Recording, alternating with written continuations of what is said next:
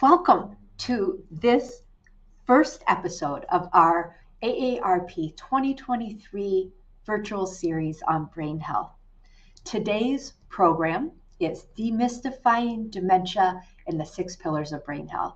And I'm Lisa Dedden Cooper, Manager of Advocacy with the AARP Michigan office. And I am looking forward to being your host for the next 4 weeks as we dive into what everyone at every age should be aware of, what we should all know about regarding brain health and dementia, and what we can all do to be more empowered on behalf of ourselves and our friends and our family and our communities. Issues involving brain health are a priority for AARP because we know that they're on the minds and they're impacting the lives of more and more of our members across the country. For this first episode, we're going to equip you with the basics. Dr. Surrey Eaton, who is an AARP volunteer, is going to talk with us about what dementia is and how you can recognize it if you or a loved one might have some type of dementia, and how you can go about taking some steps, becoming empowered. And then Joy Spahn, who is also an AARP volunteer, is going to talk with us about what AARP and the Global Council on Brain Health refer to as the 6 pillars of brain health. Choices and lifestyle changes each of us can make, regardless of our age, to optimize our brain health as we age. And then for the rest of the hour today, we're going to take your questions live. So we want to hear from you.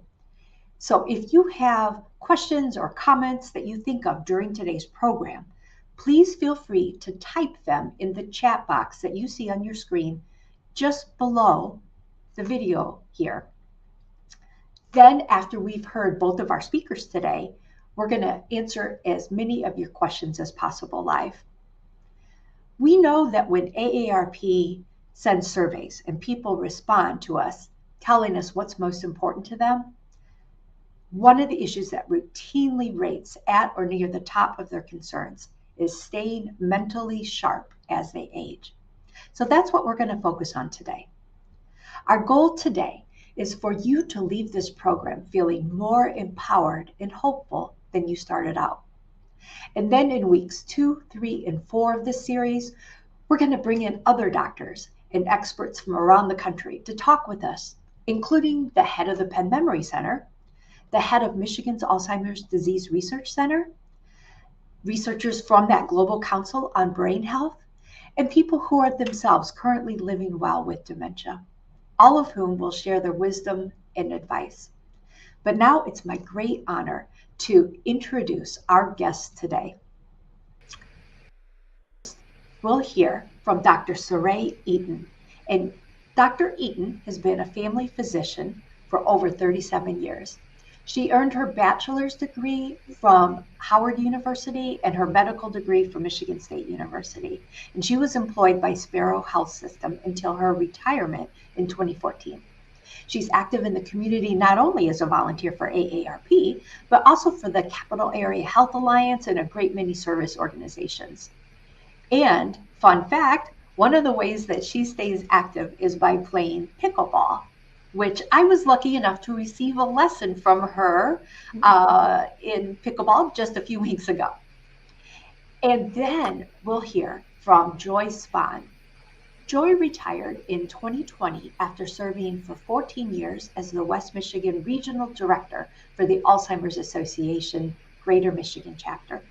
She earned her bachelor's degree from Grand Valley State University and her master's in Public Administration and Healthcare from Western Michigan University. In addition to her volunteer work with AARP, Joy is on the advisory board for the Michigan State University Center for Contextual Factors in Alzheimer's Disease, and she's a co-facilitator for a National Council of Dementia Minds group, and she serves in many other roles too. You can read their full bios, as well as my own, by clicking on the Overview tab on your screen, just below where your video is playing. So, again, a reminder, if you have questions or comments as we are talking today, please type them into the chat box so we can answer them after we've heard from both of our presenters. But let's dive in. Dr. Eaton, can you kick things off for us by telling us what we need to know about dementia, or what's sometimes also known as adult cognitive decline? Certainly. Thank you, Lisa. And I am going to get us started with talking about what dementia is, some things that you may or may not know regarding dementia. Um, I'll go to the first slide.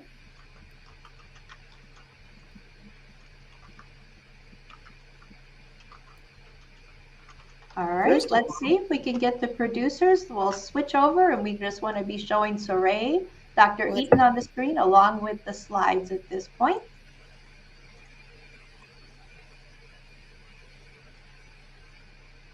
And I don't see the slides up there. So let's see if we can get those.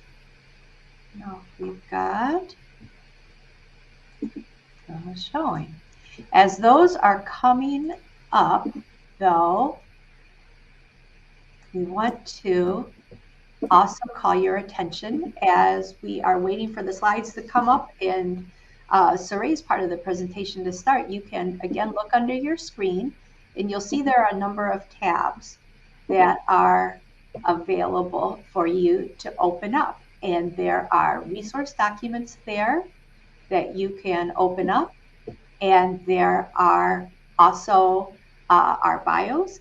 And one of the things we're going to talk about a little bit more is a poll question that we put up there when we talk about the 6 pillars of brain health. You may or may not be familiar with them because we haven't gotten to that part of the program yet, but what we are going to want to know from you at that point is which of these pillars of brain health are the toughest for you to be able to carry out in your life. So as we are looking here, it does look like our producers are not here to put our slides up on the screen. So we've got some behind the scenes scurrying around here with some of our friends from AARP to try to get the slides up. And I don't know if we're going to get them. Hey, but let's just start talking. okay. And then we'll catch up on the slides as soon as hopefully the producers are back with us. So, Saray, what is dementia? Can you give us the basics? Yes, it's not a single disease, first of all. Um, Dementia actually encompasses a number of different types of dementia. Alzheimer's, of course, is the most common type and the one that you hear about most often. However, there are a number of other types of dementia. And just to start off, dementia in general means that there's a loss of cognitive or behavioral changes that impacts a person's life to the point that your activities of daily living are actually impacted. Okay. And cognitive function means things like your thinking skills, your problem solving skills, and of course, your memory are impacted by dementia. Um, Alzheimer's actually accounts for about 60 to 80% of individuals who do have dementia. And of course, it's the one that we talk about most often. Here is a slide that I love this slide. It has a picture of an umbrella. And under that umbrella are the various types of dementia that currently exist. There are other ones, however, and as I stated, Alzheimer's is the most common. Other types of dementia include vascular dementia, dementia with Lewy bodies, frontotemporal dementia, Huntington's disease, Parkinson's disease also can lead to dementia, and something called CTE, which stands for chronic traumatic encephalopathy.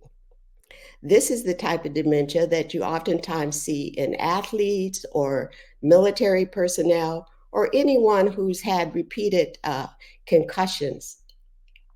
You may recall the movie called Concussion that the actor Will Smith actually starred in.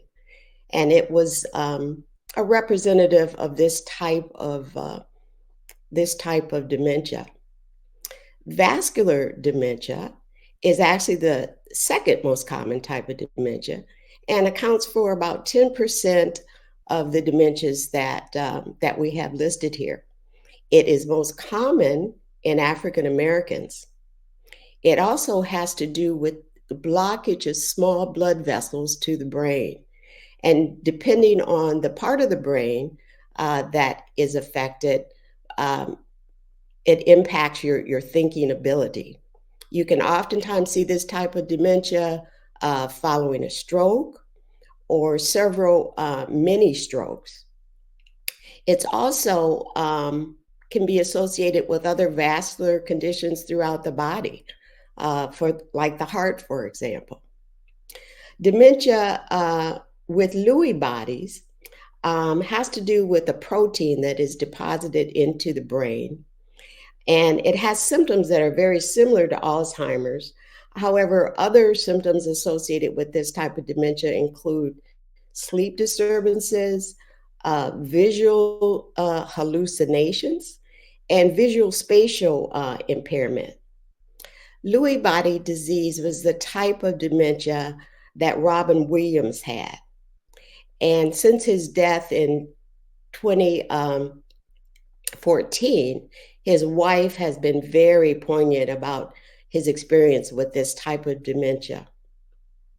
Then we have frontotemporal dementia, which refers really to the part of the brain that's involved, the frontal part or the temporal part of the brain. This type of dementia typically affects younger people, younger than the age of 60. And characteristically, it presents usually with behavior changes, a change in the personality. It can also present with inappropriate behaviors or problem with language comprehension is oftentimes associated with frontotemporal dementia. As I stated, both Huntington's disease, which is a genetic condition, as well as Parkinson's disease, can also lead to dementia. Two key things, however, that are important to know is that dementia is not a normal part of aging. Dementia is not just about memory loss. Also, as I stated previously, depending on the part of the brain that is involved, whether it's the frontal temporal, whether or not you have vascular changes in various parts of the brain, will determine how dementia may present. So people who have dementia certainly can explain dementia and present with dementia in different ways. Sometimes sundowning. What that means is that as it gets later in the day, individuals living with dementia tend to sometimes get worse. They get disoriented, for example. And that is something that we refer to as sundowning. The important thing about this is that it's not all about memory loss, as I said, depending on what part of the brain is involved. So we know that the impacts of dementia are many. Many people, particularly in later stages have problems with things like organizing their checkbook or getting the right words to form. They have it in their brain, but it doesn't come out of their mouth. So they have trouble with language, concentration, and problem solving. For example, forgetting where you put something and not being able to retrack your steps to be able to find it, or putting things in inappropriate places is another thing that can occur with dementia. Balance and gait tend to be a big problem with people living with dementia, particularly as the condition gets worse. And falls are a leading cause of hospitalization in people living with dementia. And for some people, of course, there's the behavior issues, socially inappropriate behavior.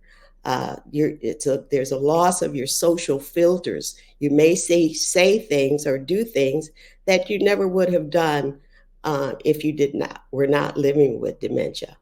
You may curse when you never were someone who used those types of words, for example. And now, as I said, dementia is not a normal part of aging. The vast majority of adults do not have dementia. However, the older you get, the likelihood that you may end up with dementia does increase. The majority of people living with dementia are over the age of 75. Again, that does not mean that getting older is predisposing you to dementia, however. So, if you or a loved one are concerned about your mental health, your brain health, where do we start? First of all, talk to your doctor. You can actually ask for a simple test that is really done right in the office that can be a measurement of your cognitive impairment or not. Depending on how you score on that test, your doctor may want to refer you to a neurologist who may do more specialized tests, some diagnostic testing that can be done in terms of your thinking, your coordination, your reflexes, that type of thing. Sometimes people ask, why do I want the diagnosis of dementia if there's no cure for it? However, there are research projects going on all the time, as we know. There are new drugs that are being developed, and there are clinical trials that families can be involved in. But it's important to be able to know what type of dementia you have so that you can learn about it and help preserve and repair maybe relationships that you have. It's also important to be able to make informed decisions before dementia gets worse regarding your finances, your transportation, what your housing may look back like going forward. So planning for how you want to live your life differently is important, and that comes with early diagnosis.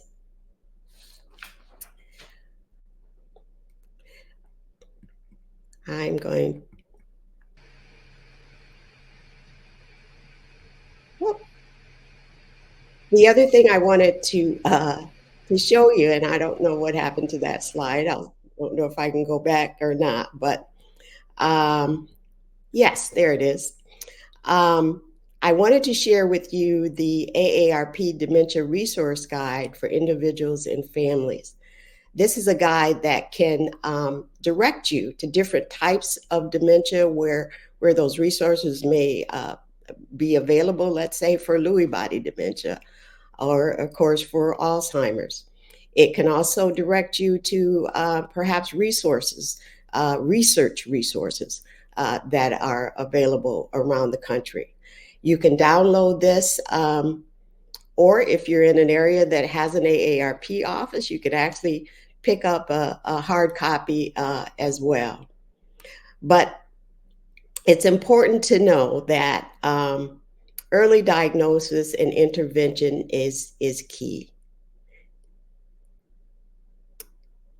And I think that brings us back to our group. Yes, great. Thank you, Dr. Eaton, for that overview. And I want to mention also that that resource guide that you just talked about is available for people under the resource tab that is right under the screen as you're watching this presentation today. But, you know, thinking about what you just said, I think that too often our culture tends to think of dementia as a death sentence or, you know, maybe something to be ashamed of, rather than what it is, which is a chronic disease that a person's likely to live with for many years. And when we do that, when we miss out on opportunities for people to continue to live well with joy and purpose, I think we're really missing out as not just individuals, but families and communities, because we know it is possible for people to at least live better with dementia than so many people do now. Certainly. Another thing that, if I can interject, is that there are other conditions that can present as dementia.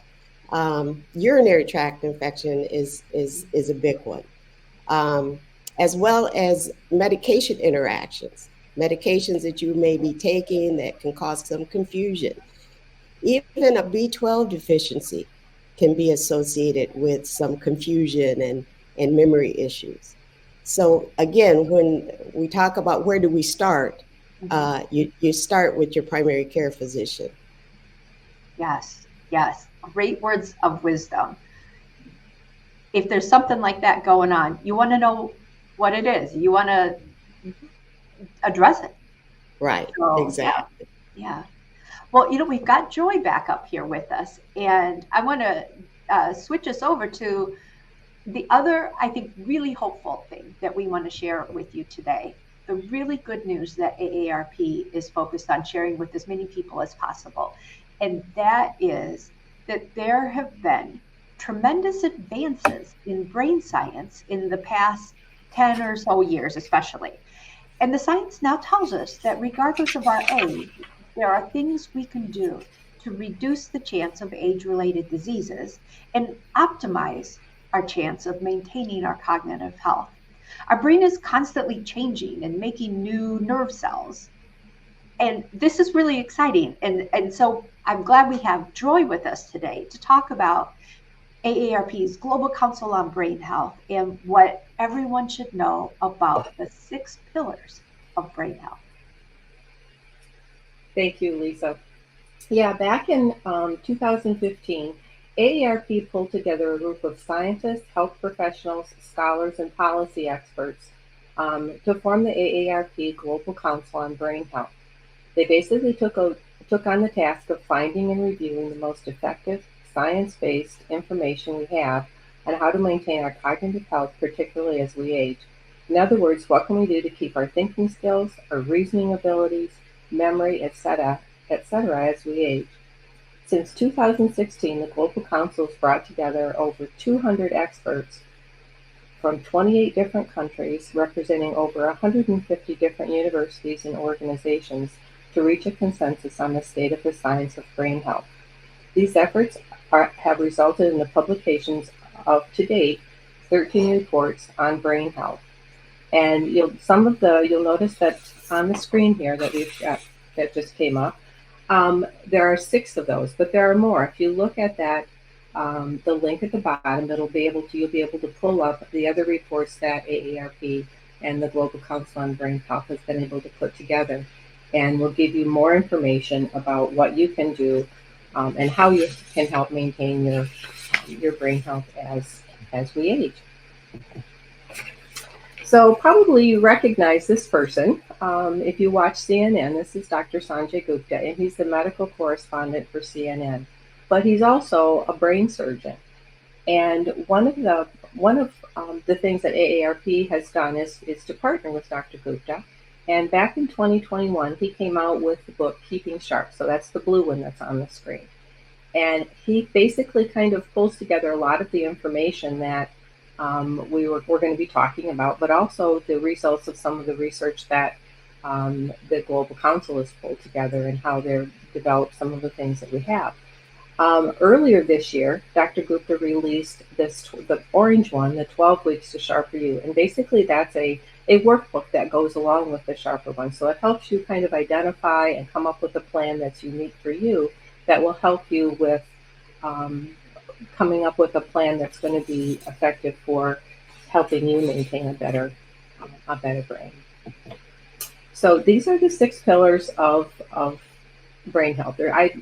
I have to say there's probably not a whole lot I'm going to be able to tell you today that you haven't already heard, but hopefully putting it in a different context will help you come up with a plan that's going to help maintain your health going forward. I also want to make sure that you understand that this is not just for people that currently are not showing signs and symptoms of memory impairment. These are for everybody. So these things that we're going to be going over are things that everyone can do regardless of your cognitive status at this point, whether you have dementia or not. These are things that are going to be able to help maintain and help you be able to continue with better brain health. So I'm here to remind you that your brain is a muscle. And a lot of times when we talk about keeping fit, we think about our body, but we don't always think about how that incorporates our brain into it. So I want you to start thinking about that this is a muscle that's connected to the rest of us, and it's important to be mindful of that as well. So the areas that we're going to be looking at and talking a little bit about are move, discover, nourish, connect, relax, and sleep. So the first one on here is move. Now, when we talk about exercise, we're not necessarily talking about you have to go and join a club and go work out every day. But all of the pillars are important. But Dr. Gupta feels that, and I have a tendency to agree with him, that we don't want to neglect the exercise part. And that doesn't mean, like I said, running to the gym and spending a lot of money or spending a lot of time and coming up with this elaborate plan. This means just moving around.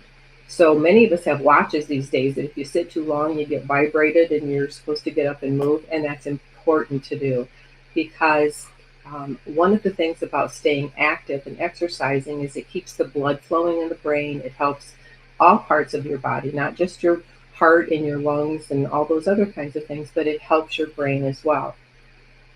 Also, Dr. Gupta wants to remind us that right now there's really no magic bullet for keeping your brain healthy and maintaining your memory, as what often is described on TV with a lot of these things. There's no science behind a lot of the supplements that are out there right now. So what he recommends is rather than spending your money on expensive supplements is to maybe buy a good pair of walking shoes or running shoes and move about a little bit. Even small changes that you can make. And if you're watching TV, when the commercial comes on, get up and go get a glass of water. Or walk around the living room, or walk out to the kitchen, maybe not get an unhealthy snack, and we'll talk about that in a minute. But you can do really little things. Take the dog for a walk. Walk out to the mailbox instead of, driving by and picking up your mail. Those kinds of things.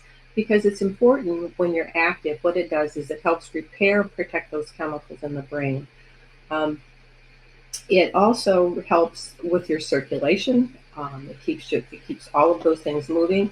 It helps reduce anxiety. It helps your sleep. It also helps reduce the risk of diabetes, heart disease, and depression and stroke.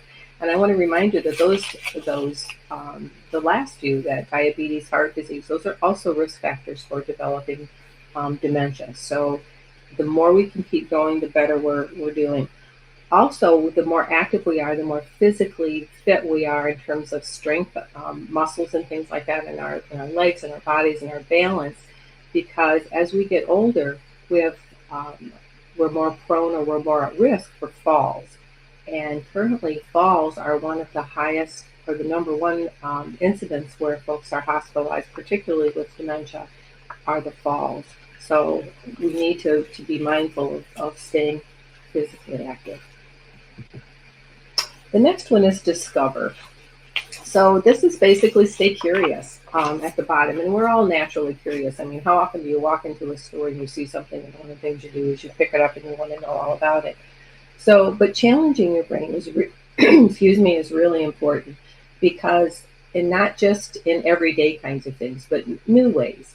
You know, when I first started working in this, and actually I've worked in this field for about 45 years, one of the things that was first that came out was the importance of doing crossword puzzles. And we found that doing crossword puzzles was a really good idea, but what it did is you really just got better at doing crossword puzzles because a lot of those skills weren't necessarily transferable to other parts of the brain. And like Dr. Eaton was talking about, different parts of the brain do different things. So what we want to do is we want to challenge different parts of the brain. And we can do that in relatively easy ways. Because one of the things when we're doing that is it also helps develop additional neural pathways, and that helps with a little bit of cognitive reserves. If we've got more neural pathways that we can rely on a little bit if something starts to go awry with one or the other. So challenging your brain in new ways may mean something as simple if you're right-handed, then do more things with your left hand, and vice versa. It might mean, pulling up YouTube and learning a new dance where nobody can watch you and you can move around just as well as you want to. Might be learning a new song, or it might be a musical instrument. It might be playing a challenging game. One of the things that I did this summer with my 14-year-old grandson is I started challenging him to play Wordle with me. And so we were going back on phones, and right now my vocabulary seems to be a bit larger than his. But his goal right now is to beat me. So even fun things like that, and getting to know different types of games or physical activity or pickleball. I was playing pickleball myself until I had a little issue with my knee, so I had to back off from that a little bit. But anything that you can do to challenge your brain in something that you haven't done before. You might want to take a class or teach a class. The other thing is to volunteer. The AARP is a wonderful place to volunteer, but there are a lot of places in your organization, in your locations that would be happy to have volunteers come in, and you can learn about what's going on with those different organizations. So there's plenty of things out there that you can use to help keep your mind busy and active. The number third pillar is nutrition. Now, most of you probably know that there's really not any specific diet, at least scientifically based, that's going to change everything. But we do know that brain health studies have found that there are certain diets that help support your brain health. So probably the first one you've heard about is the Mediterranean diet. Excuse me. That's been around for a long time. The second one is the DASH diet, and that stands for Dietary Approach to Stop Hypertension. The third one is the MIND diet. Now, you might not have heard as much about that one, and that's basically a combination of the Mediterranean and the DASH diet. And what that stands for is Mediterranean Dash Intervention for Neurodegenerative Delay. So I would just stick with the MIND diet. But all of those really focus on a couple of things. Number one is eating less red meat and trying to keep an eye on sweets. And try and eat more fish, more nuts. These are more plant-based kinds of things, so beans and whole grains. When you think of vegetables, think of the more color that you can get in your diet, the better. And also look at some of the healthy oils like olive oil. Back in 2020, excuse me, the Global Council released a report on the brain-heart connection. It lists recommendations to manage cardiovascular risk to brain health. Studies also showed that a decrease in the incidence of dementia were simultaneous with the increase in cardio health. So basically, what's good for your heart is good for your head. So who knew all of our body parts were so well connected? The next pillar is the social piece, and this actually has this piece has actually been getting a little bit more attention than historically as I've been working in this area. But research shows that people who stay socially connected live longer and are more physically and mentally healthier. So what we're finding is, we're social creatures by nature. And what happens as we get older, a lot of times it becomes more and more difficult to stay social because of um, maybe mobility issues, maybe because of eyesight changes. Maybe you never learned to drive. There's a number of reasons that it can start to interfere with it. We also, as we get older, start to lose some of the friends that we've had for a long time. So it becomes easier, and not necessarily intentional, to become more and more socially isolated. But we're finding that when people get isolated, they also increase their risk of depression and some of the other things that go along with that. So what we want to do is try and stay as social as you can. So engage with friends or family and see what kinds of things you can get involved with. Look to volunteer. Try and meet new people of all ages, and so that, again, you can. Those can be some of the things that will help exercise your brain a little bit more when you're out in social events, when you're having conversations. Volunteer again in your community. If you have a pet, that's great. Take that pet for a walk, and so you can get some exercise and social connections at the same time. I don't know about you, but when I'm out with my pet, somebody always comes out and wants to talk about, what kind of a pet I have and how long I've had them and that kind of thing. A memory cafe. If you're not familiar with memory cafes, they're locations that folks can go. They were started in the UK for folks that were living with dementia to kind of normalize the social environment. And so there's generally care partners, folks living with dementia. They get together either for coffee, board games, card games, all kinds of stuff. And people usually really enjoy being there and have a good time. So it's important to try and avoid that isolation so that it doesn't have a negative effect on your brain health. The next one is to relax.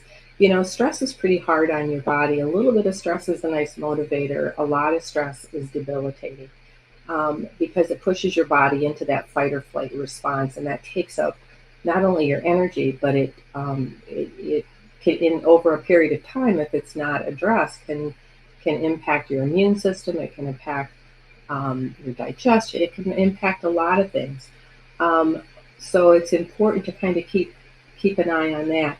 And you notice some of the things that are listed here are pretty much things that we've talked about before.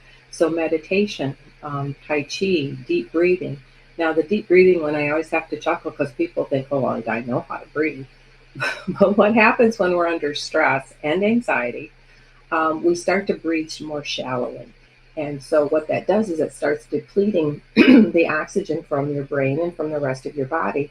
So stopping and pausing and just taking a deep, like 4 or 5 deep breaths in through your nose and then out through your mouth can actually help lower your heart rate, and it helps reduce that stress. And I mentioned anxiety, and right now there's a lot of anxiety.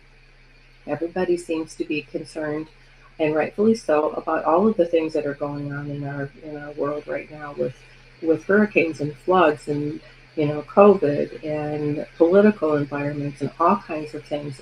It's hard not to feel anxious sometimes, but thinking about what you can do to control that and what tools you have to help diminish that and reduce that. And breathing is an easy one of them. Also, if you can go for a walk, spending some time in nature's a great way to help reduce that. And then watching maybe TV shows or YouTube or whatever you like to watch on TV that makes you laugh.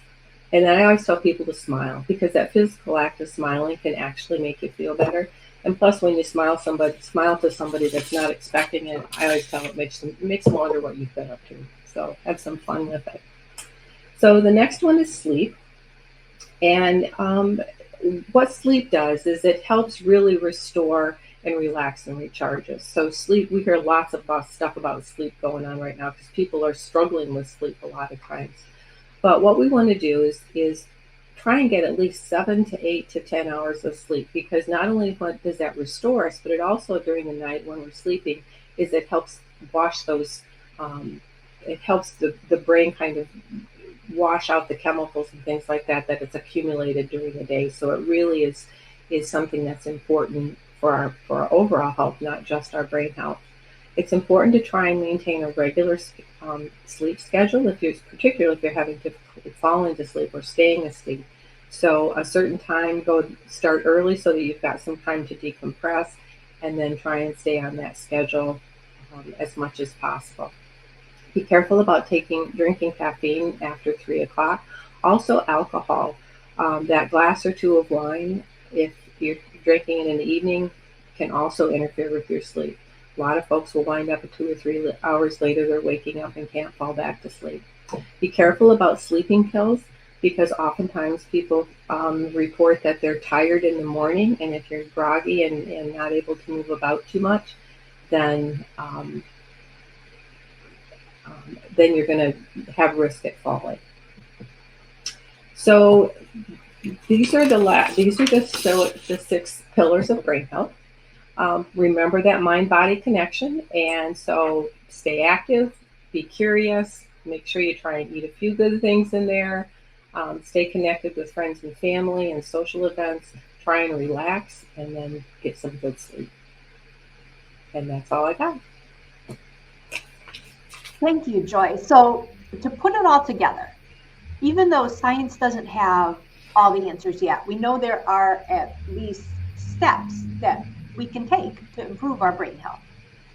Absolutely. A lot of times we feel like things are out of control, and it's just hard to know where to start sometimes because you have a lot of information coming at you. And I always try and encourage people to do just maybe 1 or 2 things. You don't have to make changes all at once. So maybe you want to add a walk to your routine this week, or maybe you want to call a friend that you haven't talked to in a long time. So it doesn't need to be big steps. It just needs to be a step. They always say a journey starts with just 1 step. So any of these things are reachable. Dr. Gupta's book certainly is going to be helpful to help lay out a plan that's going to work for you. And the resources with AARP, all of the work that they've done with the Global Council are amazing. So there's a lot of resources that are easily available. When I think about the 6 pillars of brain health, the one that especially stands out for me is sleep. Getting a full night's sleep has so many benefits, and yet we as adults in modern America are really horrible at it. I think as a society, we've done ourselves some real damage by undervaluing sleep. It's this incredible tool available to us as humans to help balance and maintain both our physical and our mental health. And yet we too often just don't make use of it. And we even tend to glorify people being able to get by with only a few hours sleep per night, even though the science shows us that people are more productive and tend to live longer, healthier lives when adults get their 8 hours of sleep per night. So, Joy, is there one of these pillars that you found more difficult or more important in your own life? I don't think that any of them are more important than the other because they're all so interconnected. I would have to say, though, for me, I've always had a sweet tooth. So I think in general, I eat pretty well. But I also know that that's kind of my Achilles heel is having chocolate in the house too much. Or having ice cream in the house too much. Yeah. So the way that I manage that is I just don't keep it in the house, because I'm pretty weak when it comes to those kinds of things. I don't deny myself those things, but I just am mindful of it, and I set it up in ways that I don't feel terribly guilty when I do get an ice cream cone or something like that. But it's hard. It's hard to change habits. Yeah. So everyone at home, which of these 6 pillars of brain health tends to be the most difficult for you? Is it exercise or eating right, sleep, managing stress, staying socially connected, learning new things? There's a poll question on your screen underneath the video that's playing here. You'll see a tab called poll, and you can indicate which one of these 6 pillars is the most challenging for you, which will help us as we plan for future AARP programs. But I know we have a lot of questions that have come in the chat already, and so I'd like to invite Dr. Eaton to join us again on the screen, and we'll answer your questions. And I'm going to try to go through as many as we can here. So, you know what, just quick here, I'll give you everybody again a reminder when you're in the tabs underneath the screen and you're filling out your poll. You can also continue to put chat questions in the chat box, questions or comments. But let's start off with Stephen. I see Stephen had asked us a question about FTD, frontotemporal dementia, and he had asked about how common is that one? And if we look at the Association for Frontotemporal Dementia, their organization is one of the organizations that's listed in that dementia resource guide that Dr. Eaton mentioned. That guide references, and it has the website for the FTD organization, which I recommend. But according to that Association for FTD, about 10 to 20% of all cases of people with dementia are FTD. So they say 10 to 20% of the dementia cases are FTD. Then, you know, so we heard, like Dr. Eaton said, 60 to 80% are Alzheimer's. It gets kind of fuzzy though, because there are often people that will get a diagnosis of one thing and then they'll find out later they have a different diagnosis. And some people will have more than one type of dementia at the same time. But to Stephen's question, about 10 to 20% is the estimate from that organization. And then I know we had a question from Barbara about that simple test that people can ask their doctor about. Dr. Eaton, would you like to tell us a little bit more about that for Barbara? Certainly. That is called a mini mental status examination. It's a one-sheet paper. There's 21 questions on it that you answer. And depending on how many of those questions you answered correctly, you come up with a score. If you answered all 21, then you're good, all right? Even if you got only, let's say 19 or 20. But as that number decreases in terms of the ones that you answered correctly, it raises certainly concerns that you're having some issues with your cognitive decline. Mm-hmm. Yeah. I would like to add to that too, that the mini mental is it's not a definitive test. It's a Correct. screen to identify, like what Dr. Eden was saying, that if you score a certain level on that test, is an indication that you probably want to get that checked a little bit more, and that generally means meeting with a neuropsychologist that can do a more comprehensive test that gives you more information about where some of those deficits might be and what some of the things that you can do about that. Exactly. Thank you. Mm-hmm. We have a couple of questions about COVID in dementia, and I see Betty and also Karen talked about or asked, did we see more COVID or did we see more dementia diagnoses following COVID? And then also, I think it was Karen who had talked about the impact of isolation and such on COVID. I know we do have a report from the Global Council on Brain Health about COVID and brain health. So when you look under the resources tab, we have a link to that Global Council on Brain Health Resource Library where you can get that report. But Saray and Joy, what have you seen as impacts of COVID? Well, one of the things that that has been reported is the impact that long COVID can have on you mentally. As far and long COVID, as you know, is COVID that continues to resolve but gives you symptoms over time. A lot of that has to do with your thinking, and you're able to do complex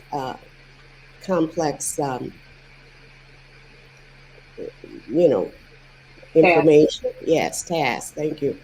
Uh, um, but that's the only thing that I'm know about long COVID and how it may impact you mentally. Joy, did you have something else?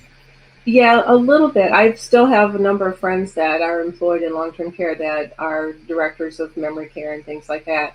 And during COVID, it was pretty detrimental on a lot of our folks that were living with dementia because of the isolation. Even though people were living in congregate settings, they were isolated in their rooms. They weren't able to see their families. So routines were totally mixed up. People were wearing the masks, so folks living with dementia weren't able to read those facial cues and things like that. So it became really difficult, and there was a huge decline in cognitive statuses for folks, as well as increases in people passing away, people losing their lives. Now, some of that may have been directly related to getting COVID, but all of them have pretty much said that they experience very similar situations where cognitively people really kind of took a nosedive because of those very issues that are important for people to stay connected, to stay on those routines, to be socially engaged and that sort of thing, and how important that was. And by becoming isolated, it really took a toll. So, yeah.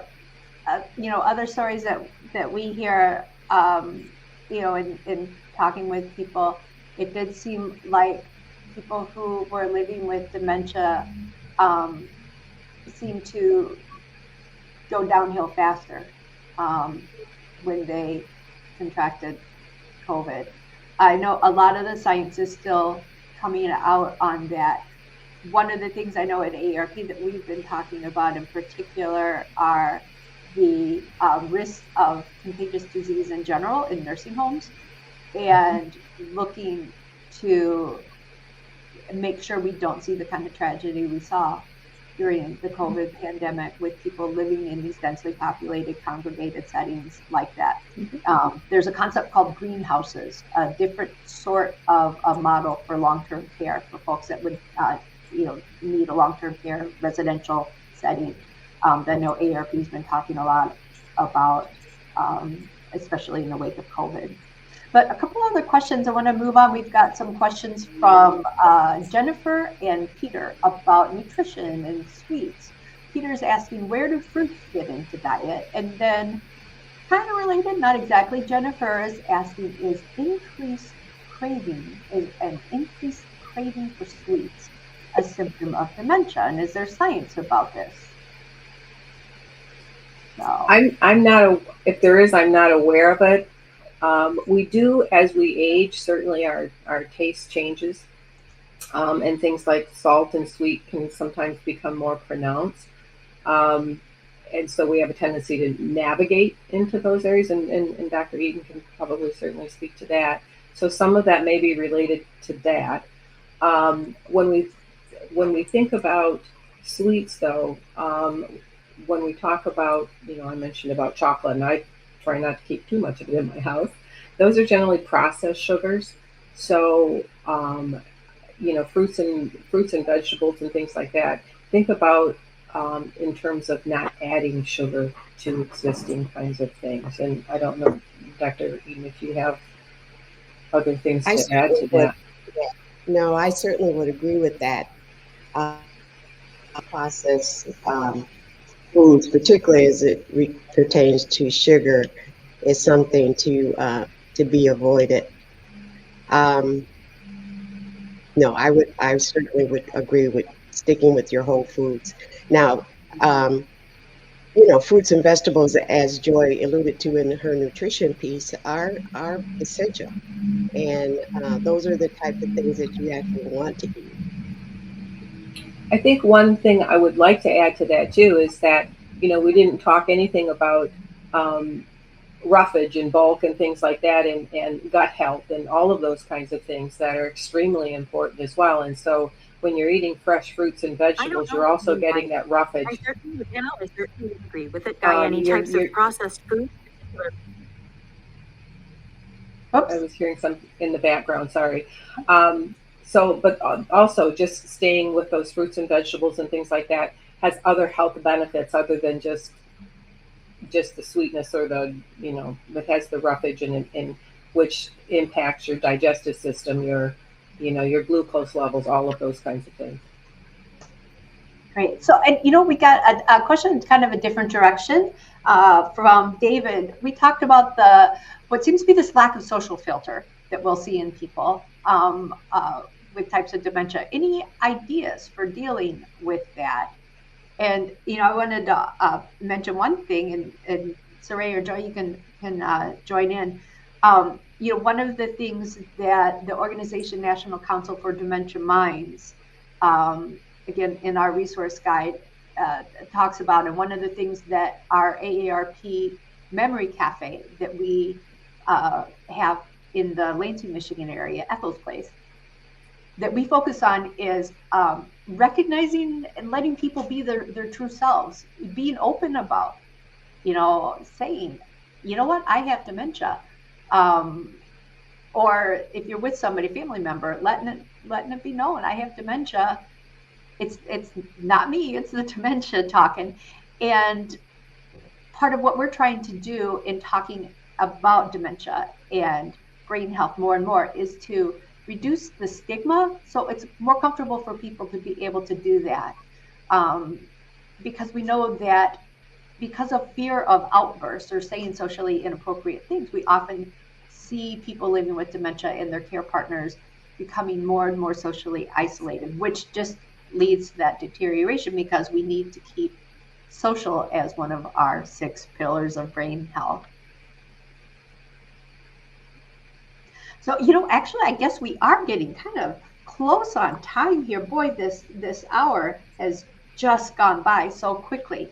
But before we go, I want to ask our guests one final question, and then I want to remind all of you at home to tune in again for the next 3 episodes in this series. For the month of October, we're going to be here every Thursday at the same time, 11 o'clock Eastern. And you won't want to miss our next episode in particular. Next week on October 12th, I'll be joined by these 4 really amazing guests. Dr. Jason Karlowicz, who is a physician and an author and the director of the Penn Memory Center, and he's on the Governance Council of the Global Council on Brain Health. And he'll be joined as well by 3 recently retired physicians who are now themselves all living with dementia. And they're going to offer their perspectives on both sides of the desk, from both sides of the desk.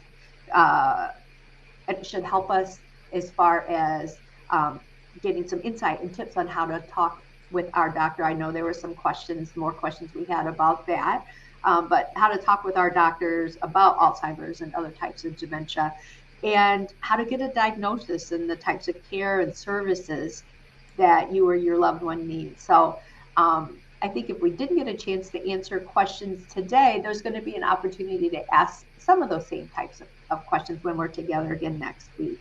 But Saray, what's the one thing above all that you hope people at home will take away from today's program? Hope.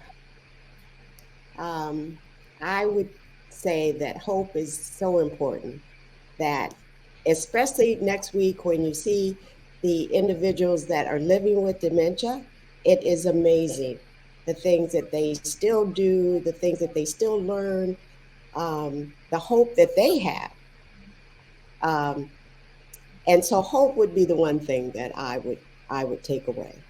Absolutely. Joy, what about you? What's the one thing you hope people at home will take away today? Well, I certainly would agree with Dr. Eaton, but also that it's important, and I was reading some of the comments and people asking, if I do this, will this help? And I think probably the biggest takeaway is it's a combination of all of them. We're not a one-trick pony, and we can't expect one thing that we do to compensate or to replace everything else that we know is healthy to do. So yes, reading is good. It's not the only thing. All those things are not necessarily transferable, but have fun with it. I mean, we've got to do a lot of things anyway, so have fun with it.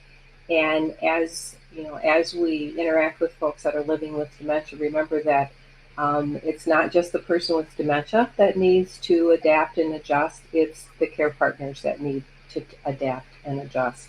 And a better understanding of what someone might be living with dementia has to say is really important, and that it's a continuum. It can take 20 years from that initial signs and symptoms of someone showing signs of memory impairment to getting to a point where it's pretty obvious that the person needs a lot more support than they used to. So there's a lot of space in between there. So particularly being mindful of that and being aware of that. And I also want to share our poll results just briefly. When we asked people what's the most difficult pillar for you, we had people who picked each of them, but 30%, the highest number, was getting enough sleep. And the next highest was 20% said eating healthy. So yes, check and check. As for me, the one thing that I hope that people will leave today with is a feeling of empowerment. Because regardless of our age, there are things we can do. We don't have to feel powerless. We just need to start with small steps and do something every day. So that's all for now. Be well, and we'll see you here next week. Thanks for joining us.